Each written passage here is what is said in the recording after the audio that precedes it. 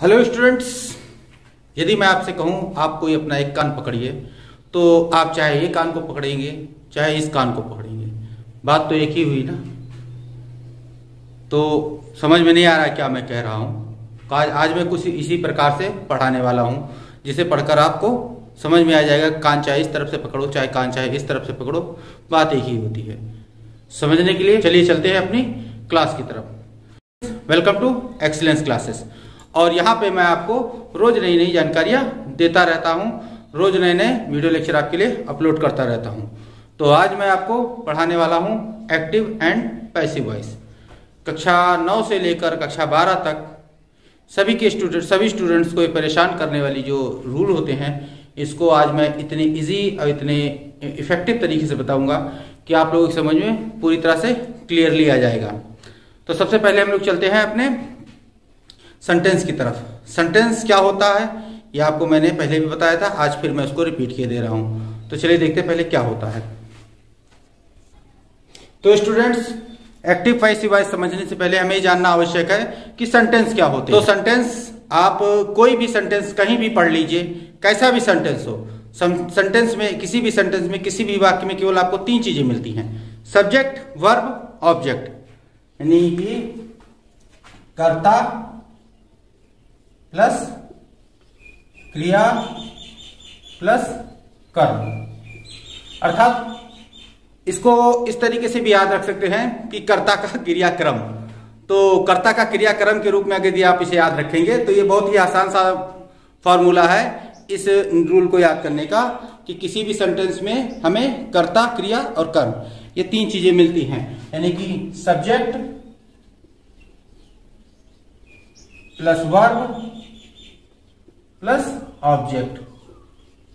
अर्थात किसी भी सेंटेंस में इन तीनों सेंटेंस 3 वर्ड्स के बगैर सेंटेंस की कल्पना भी नहीं की जा सकती।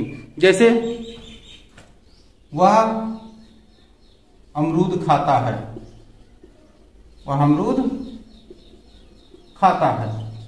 तो इसमें कार्य करने वाला कौन है? वह, यानी कि ये हमारा हो गया सब्जेक्ट। और कार्य क्या कर रहा है? खाने का, यानी कि ये हो गया हमारा वर्ब। और किसके लिए खाने का कार्य किया जा रहा है? उसके द्वारा किसके लिए खाने का कार्य किया जा रहा है? अमरूद के लिए खाने का कार्य किया जाता है। तो ये हो गया हमारा ऑब्जेक्ट। अर्थात ये जान लीजिए आप कि सेंटेंस में कार्य करने वाले को हम लोग सब्जेक्ट कहते हैं। जो कार्य सब्जेक्ट द्वारा किया जा रहा हो उसे हम लोग वर्ब कहते हैं, और जिसके लिए वो कार्य किया जा रहा हो वो ऑब्जेक्ट कहलाता है। जैसे तुम साइकिल चलाते हो, तुम साइकिल चलाते हो, तो क्या हो जाएगा? ये सब्जेक्ट हो जाएगा तुम, और चलाने का हो जाएगा वर्ब, और साइकिल का हो जाएगा ऑब्जेक्ट। अब हम इसको इस तरीके से लिख रहे हैं। अभी तक हम लोग सेंटेंस को क्या कहते थे? सेंटेंस जब भी हम लिखते थे तो ये सब्जेक्ट, इसके ऊपर हम लोग विशेष ध्यान देते थे कि ये सब्जेक्ट हमारा शुरू में ही रहना चाहिए। लेकिन जो हम लोग एक्टिव पैसिव वॉइस पढ़ने वाले हैं, उस एक्टिव पैसिव वॉइस में सब्जेक्ट और ऑब्जेक्ट ये दोनों के स्थान आपस में रिप्लेस होते रहते हैं। अर्थात जो मैंने आपको अभी बताया था कि कोई चाहे ये कान पकड़ो चाहे ये कान पकड़ो, आपको कहा जाएगा आपने एक कान पकड़ रखा है। तो उसी प्रकार से इसमें होगा कि वह अमरूद खाता है। इसको जब हम दूसरा कान पकड़ते हैं इसका, तो क्या हो जाएगा कि अमरूद उसके द्वारा खाया जाता है। ठीक, यानी कि अब यहां पे आप लोग ये जान लीजिए कि अमरूद उसके द्वारा खाया जाता है। इससे वाक्य के अर्थ पे कोई फर्क पड़ा नहीं ना। तो उसी प्रकार से ये भी है कि हमने यहाँ पे इस ऑब्जेक्ट बेस को हमने यहाँ पे बना दिया कि ये ऑब्जेक्ट से ही सेंटेंस शुरू होगा हमारा, और यहाँ पे ये हमारा सब्जेक्ट जो है पीछे चला जाएगा। अर्थात इसमें जब पैसिव बनाई जाएगी तो ये ऑब्जेक्ट हमारा पहले आ जाएगा और ये सब्जेक्ट हमारा बाद में चला जाएगा। क्लियर? ये चीज आपको समझ में आ गई। चलिए आगे बढ़ते हैं। आशा है पिछली स्लाइड में जो मैंने आपको बताया है उसके अनुसार आपको ये समझ में आ गया होगा कि जो एक्टिव वॉइस होता है, मतलब जो एक्टिव वॉइस जो होता है वो हमारा कर्ता प्रधान वाक्य होता है, और जो पैसिव वॉइस होता है हमारा कर्म प्रधान वाक्य होता है। यानी कि जो एक्टिव वॉइस में हमें मिलता है वो कर्ता प्रधान वाक्य मिलता है। इसमें सब्जेक्ट पे पूरी तरह से जोड़ दिया जाता है। जैसे अभी मैंने आपको लिखाया था कि वह अमरूद खाता है, वह अमरूद खाता है, तो ये हमारा सब्जेक्ट है, इसको हमने पहले लिखा, ये हमारा एक्टिव वॉइस में है, ठीक है। और इसी का जब हम पैसिव बनाएंगे तो पैसिव बनेगा हमारा अमरूद उसके द्वारा खाया जाता है।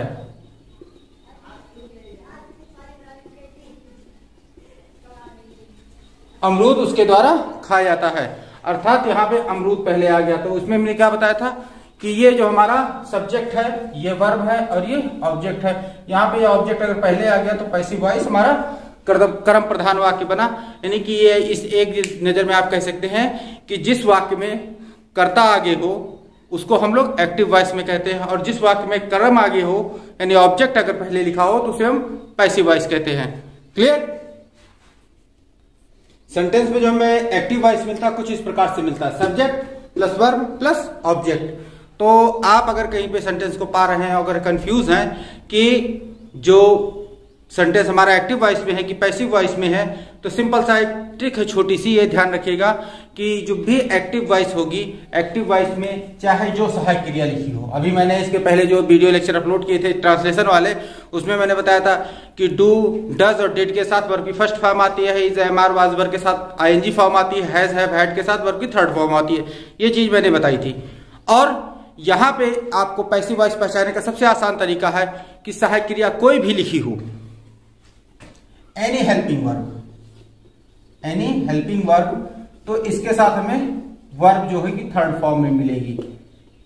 यानी कि अगर हमें इज भी मिल रहा है, आर भी मिल रहा है, एम भी मिल रहा है, या फिर इज वाज मिल रहा है, वर्ब मिल रहा है, डू, डज, डिड कुछ भी मिल रहा है, इससे कोई मतलब नहीं थे, कोई सहायक क्रिया लिखी हो और उसके साथ अगर वर्ब की थर्ड फॉर्म मिल जाती है तो ये समझ लीजिए वाक्य हमारा पैसिव वॉइस में लिखा हुआ है। हाँ, अगर कंफ्यूजन वहां पे पैदा होगी जब आप परफेक्ट टेंस में जाएंगे। परफेक्ट टेंस में क्या होता है, हैज, हैव, हैड के साथ भी वर्ब की थर्ड फॉर्म मिलती है, और वर्ब की थर्ड फॉर्म तो हमें पैसिव वॉइस के साथ मिलती ही मिलती है। तो यहां पे क्या करना रहेगा आपको कि अगर आपको हैज, हैव या हैड इनके साथ वर्ब की थर्ड फॉर्म अगर मिल रही है तो आपको लास्ट में देख लेना है कि बाई इसमें ऐड है कि नहीं है। अगर बाई ऐड करके कोई भी नाउन लिखा गया है तो समझ लीजिए कि आपको वो वहां पे पैसिव वॉइस में मिल रहा है।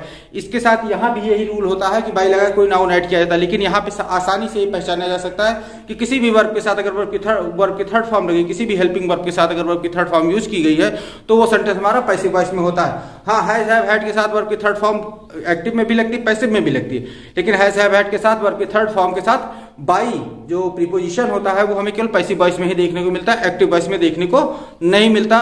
तो आप इस बात को एकदम क्लियरली अलग कर लीजिए कि इसमें हैज, हैव, हैड के साथ वर्ब की थर्ड फॉर्म मिलेगी और प्रीपोजिशन में वाई जुड़ा हुआ मिलेगा, तो वहां पे सेंटेंस हमें पैसिव वॉइस में प्राप्त होता है।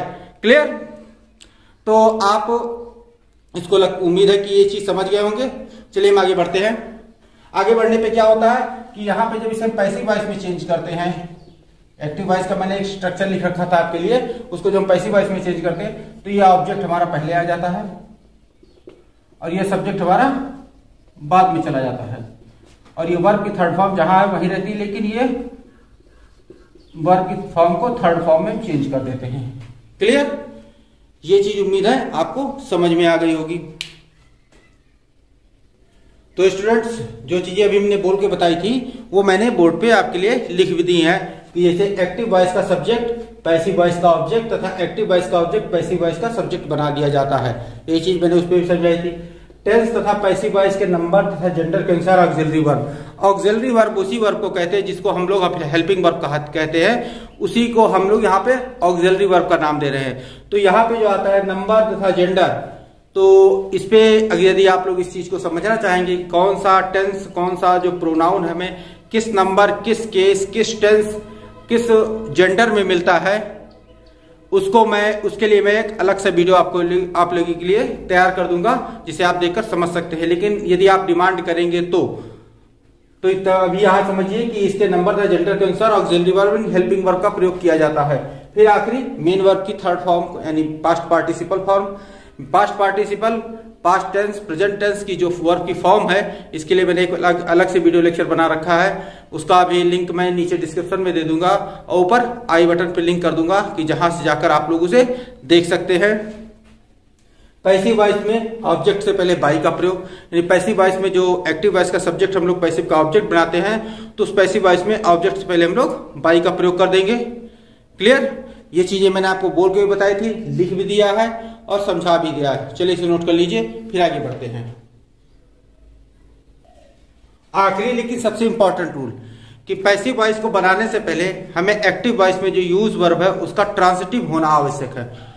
अब ये वर्ब ट्रांसिटिव वर्ब क्या होती है, इंट्रांसिटिव वर्ब क्या होती है, इसकी चर्चा हम किसी दूसरे वीडियो लेक्चर में करेंगे। इसको साधारण सी भाषा में समझ सकते हैं कि एक्टिव, अगर कोई भी एक्टिव वॉइस में अगर ऑब्जेक्ट हमें नहीं मिल रहा है, उसका कर्म नहीं मिल रहा है, तो उस एक्टिव वॉइस को हम लोग पैसिव में कतई परिवर्तित नहीं कर सकते हैं। इसीलिए एक्टिव वॉइस में यूज जो वर्ब होती है उसका ट्रांसिटिव होना आवश्यक है, क्योंकि ट्रांसिटिव वर्ब कभी भी जहां भी लगाई जाती है बिना ऑब्जेक्ट के उसका मीनिंग जो है कंप्लीट नहीं होती है।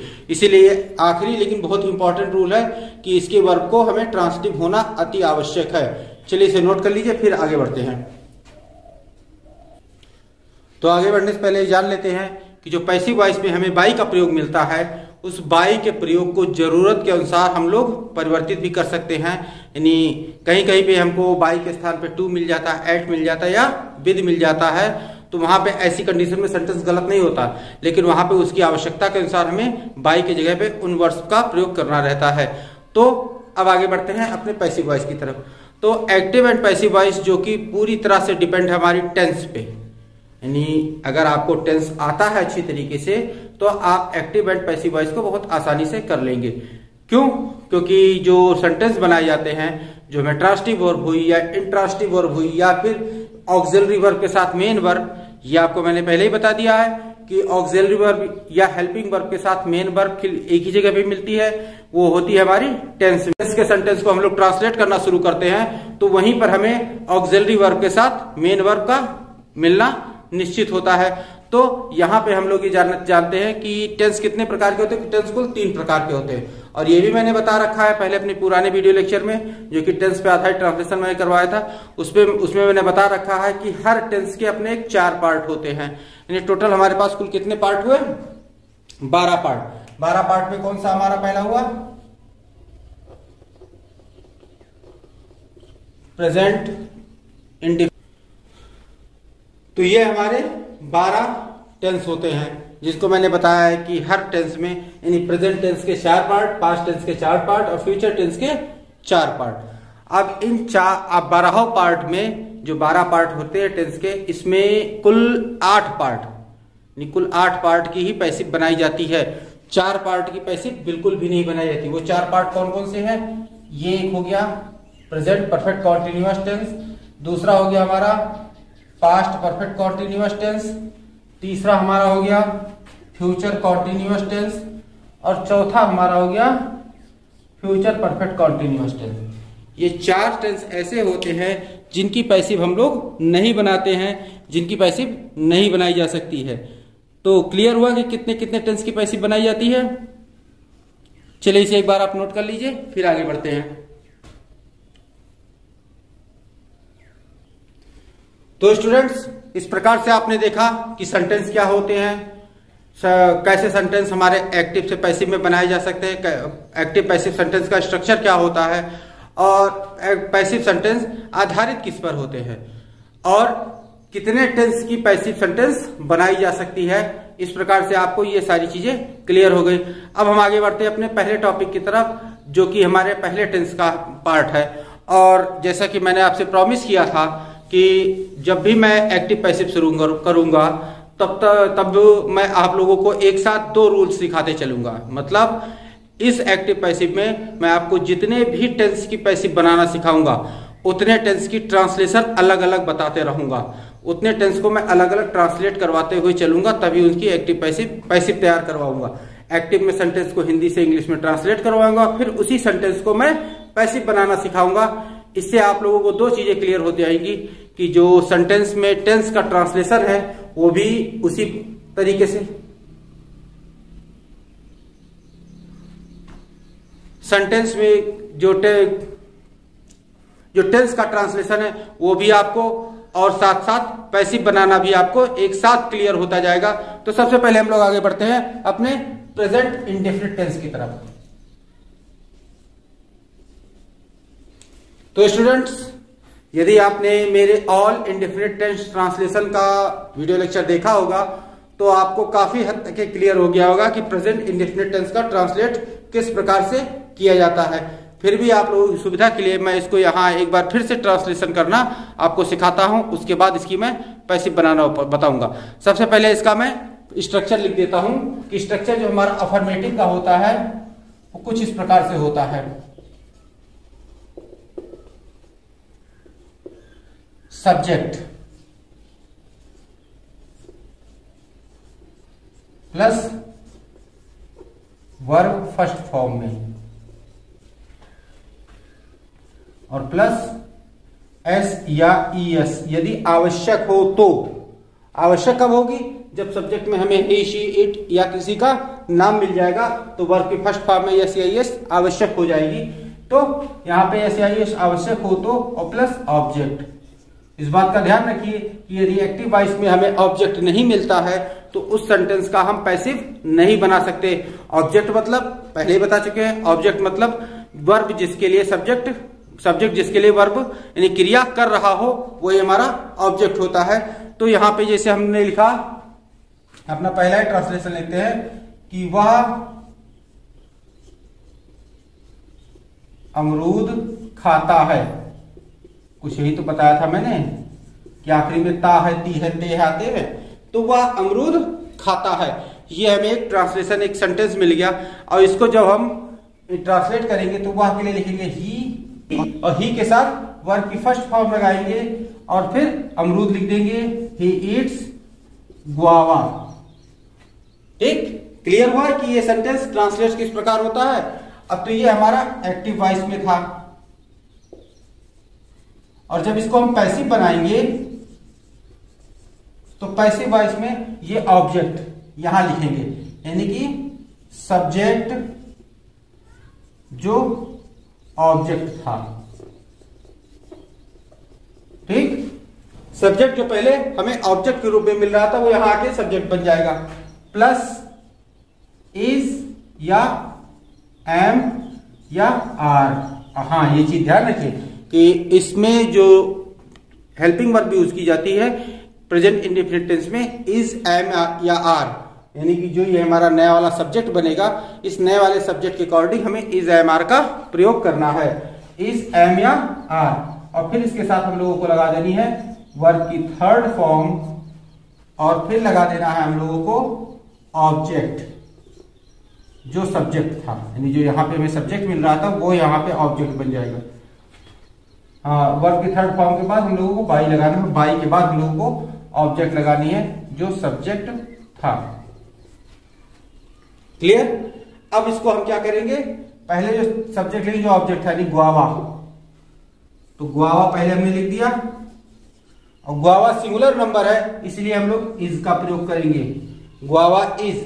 अब ईट की थर्ड फॉर्म, वर्ब की थर्ड फॉर्म तो ईटन, और फिर बाई। अब ही को हम क्या बोलेंगे, हिम, बाय हिम। क्लियर? चलिए इसे आप नोट कर लीजिए। तो स्टूडेंट्स, एक चीज बताना हम आप लोगों को पहले भूल गए थे, उसको मैं अभी दिखाई दे रहा हूं, उसे भी आप लोग नोट कर लीजिएगा कि यदि सब्जेक्ट में हमें ही मिलता है तो ये हमारा ऑब्जेक्ट बाय हिम हो जाएगा। यदि सब्जेक्ट में हमें शी मिलता है तो ये हमारा बाय हर हो जाएगा। यदि सब्जेक्ट में आई मिलता है तो ये हमारा बाय मी हो जाएगा। यदि सब्जेक्ट में वी मिलता है तो ये हमें बाय अस के रूप में मिलेगा। यू मिलता है तो ये हमारा नहीं चेंज होगा, बाय यू ही रह जाएगा। और यहां पे दे मिलता है तो बाय देम हो जाएगा। और इट अगर मिलता है तो बाय इट्स हो जाएगा। और शेष नाउन होंगे जो सब्जेक्ट के रूप में आते हैं वो नाउन में बाई लगा के वैसे के वैसे ही नाउन को लिख देना है। तो चलिए इसे आप नोट कर लीजिए, फिर आगे हम बढ़ते हैं उसके इंडेफिनिट टेंस के निगेटिव सेंटेंस की तरफ। तो निगेटिव सेंटेंस में क्या होता है? निगेटिव सेंटेंस में हमें मिलता है सब्जेक्ट प्लस डू या does plus not plus verb की फर्स्ट फॉर्म प्लस ऑब्जेक्ट। तो स्टूडेंट्स जिनकी समझ में नहीं आ रहा है कि किस सब्जेक्ट के साथ डू लगाना है, किस सब्जेक्ट के साथ डज लगाना है और कैसे यहाँ पे हमें केवल वर्ब की फर्स्ट फॉर्म ही यूज करनी है, यस या इस कहाँ चला गया, तो इन सब के लिए आप लोग मेरे पहले ऑल इंडेफिनिट टेंस के ट्रांसलेशन वाली वीडियो लेक्चर को देख सकते हैं, जिसमें मैंने आपको इन सब के ट्रांसलेशन के जो रूल्स होते हैं उनको बहुत ही क्लियरली, बहुत ही स्पष्ट तरीके से समझाया है और आप जाके उसे वहां से देख सकते हैं। लिंक मैं नीचे दे दूंगा, वहां पे आपको अपने ऑल इंडेफिनिट टेंस के ट्रांसलेशन का रूल मिल जाएगा। तो यहाँ पे आगे बढ़ते हैं कि एक्टिव वॉइस में जो सेंटेंस मिलता है, सेंटेंस स्ट्रक्चर कुछ इस प्रकार से हमारा होता है और इसको जब हम लोग लिखते हैं ट्रांसलेशन, जैसे तुम पत्र नहीं लिखते हो,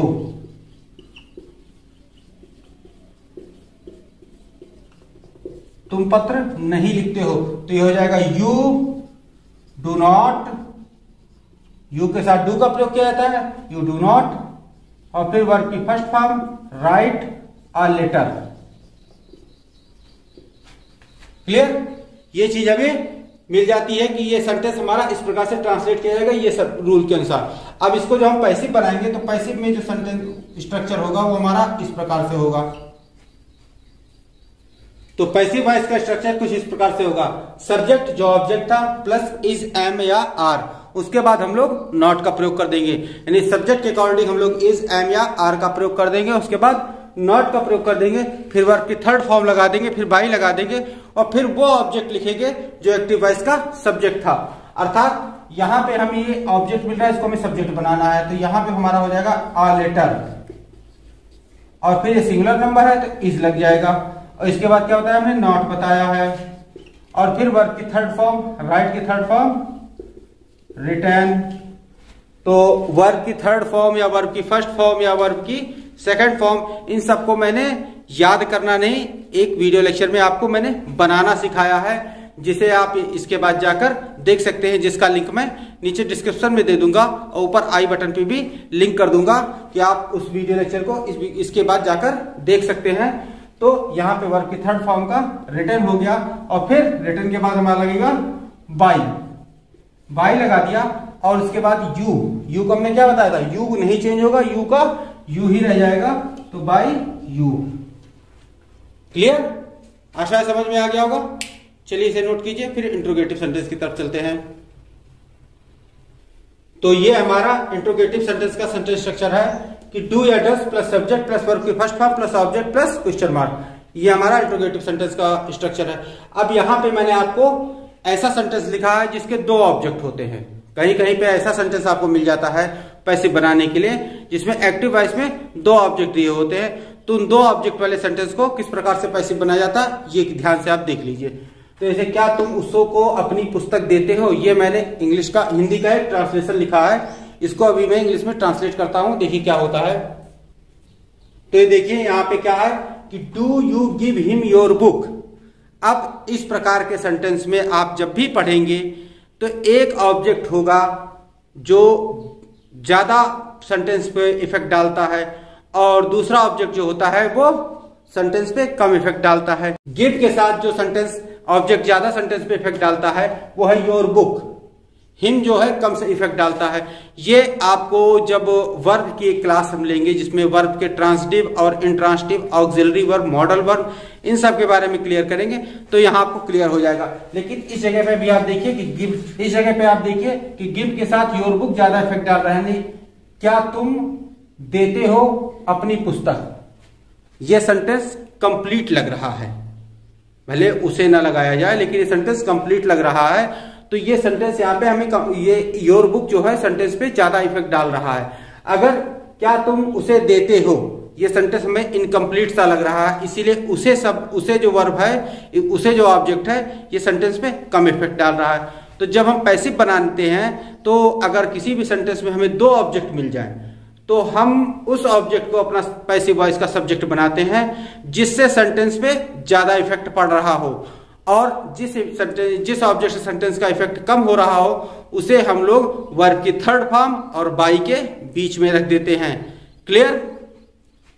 चलिए इसका पैसिव स्ट्रक्चर देखते हैं। तो ये देखिए हमारा पैसिव वॉइस का स्ट्रक्चर इज, एम या आर, उसके बाद सब्जेक्ट जो ऑब्जेक्ट था, उसके बाद वर्ब की थर्ड फॉर्म प्लस ऑब्जेक्ट जो सब्जेक्ट था। यहां पे इसके पहले हम लोग बाई का प्रयोग करना भूल गए, तो बाई को लगा लेते हैं हम लोग, प्लस बाई और फिर प्लस ऑब्जेक्ट जो सब्जेक्ट था।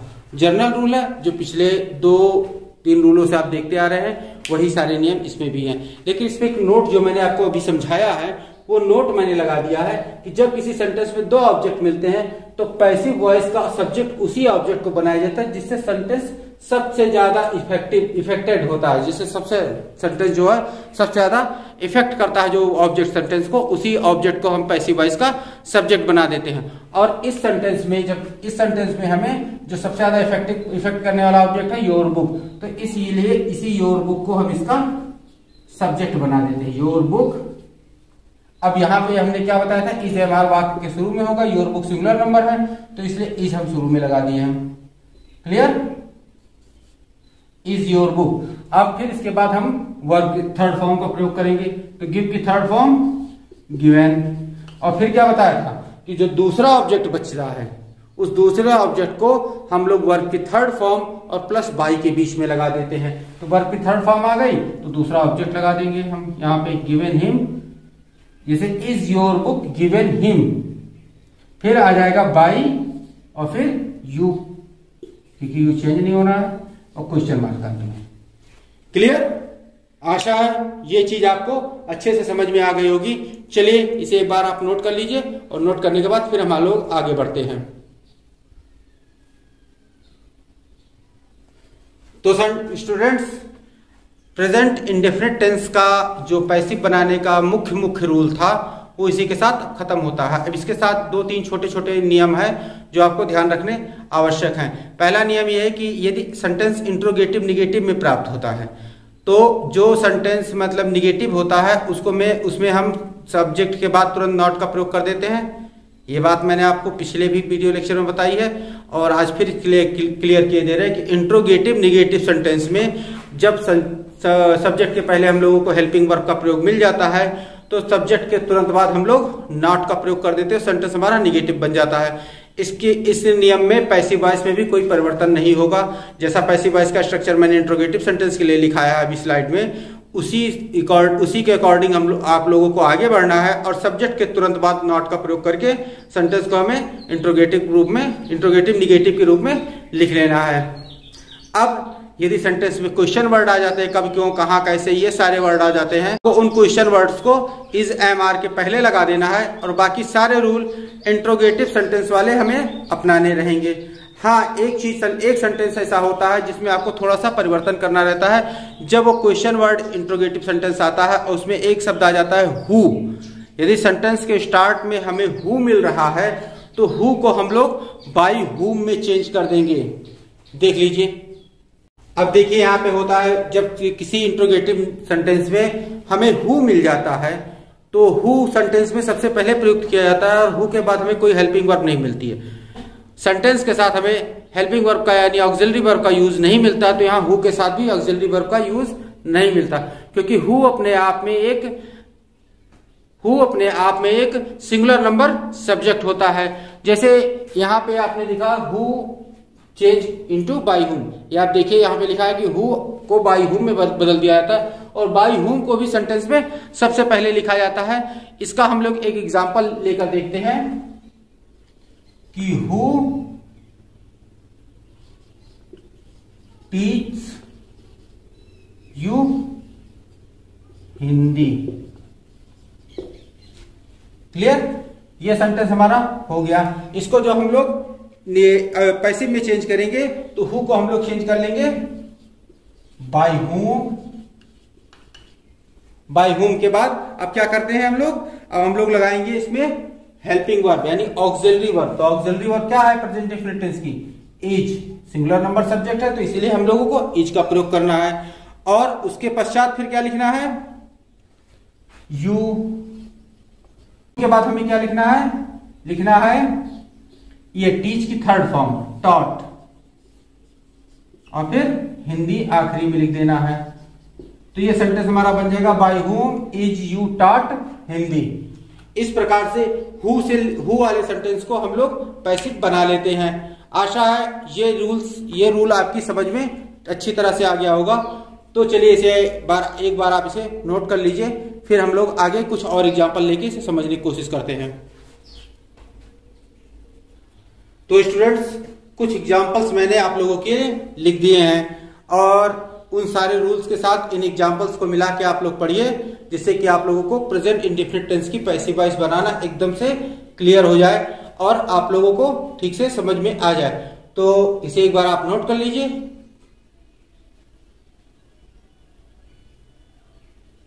स्टूडेंट्स, इसी के साथ आज का वीडियो लेक्चर यहीं पे समाप्त किया जाता है। आशा है इस वीडियो लेक्चर से आपने बहुत कुछ सीखा होगा, बहुत कुछ समझा होगा, और उम्मीद करता हूं कि प्रेजेंट इंडेफिनिट टेंस का ट्रांसलेशन करना या उसका पैसिव बनाना अब आपके लिए कठिन चीज नहीं रह गई होगी। इसके बाद मैं आपको प्रेजेंट कॉन्टिन्यूअस टेंस को ट्रांसलेशन करना और पैसिव बनाना सिखाऊंगा। और साथ ही साथ मैं मेरे जितने भी नए दर्शक हैं जिन्होंने इससे पहले के वीडियो लेक्चर को नहीं देखा है, उन सबसे मैं कहना चाहूंगा कि जाकर वो मेरे पहले वीडियो लेक्चर को देख ले, जिसमें मैंने सभी टेंस के ट्रांसलेशन करना सिखाया है। जिसमें एक वीडियो लेक्चर में मैंने इंडेफिनिट टेंस का बताया, दूसरे में कॉन्टिन्यूअस का बताया, तीसरे में परफेक्ट टेंस का बताया। तो पहले जाके आप उस टेंस के ट्रांसलेशन के वीडियो लेक्चर को ठीक से देखकर समझ लीजिए, फिर आप इस पैसिव वॉइस के सेंटेंस के वीडियो लेक्चर को देखिए, जिससे कि आपकी समझ में पूरी बात ठीक से और सही आ सके। और उन सारे वीडियो लेक्चर के मैं लिंक जो है नीचे डिस्क्रिप्शन में दे दूंगा और ऊपर आई बटन पे भी लिंक कर दूंगा। तो अगर यदि आपको मेरा वीडियो लेक्चर अच्छा लगा हो और इससे आपने अगर कुछ भी सीखा हो, तो मेरे वीडियो लेक्चर को लाइक करें और साथ ही साथ अपने दोस्तों को भी शेयर करें। और यदि जो मेरे नए दर्शक हैं, जो मेरे नए व्यूवर्स हैं, उन सभी से मैं कहना चाहूँगा कि प्लीज़ मेरे चैनल को सब्सक्राइब कर लिए, जिससे कि मेरे आने वाले सभी वीडियो लेक्चर की सबसे पहले नोटिफिकेशन आप तक ही पहुँच जाए। तो wait for my next video lecture. Till then, stay tuned with our channel. Keep watching, keep learning, take care. Thank you and bye.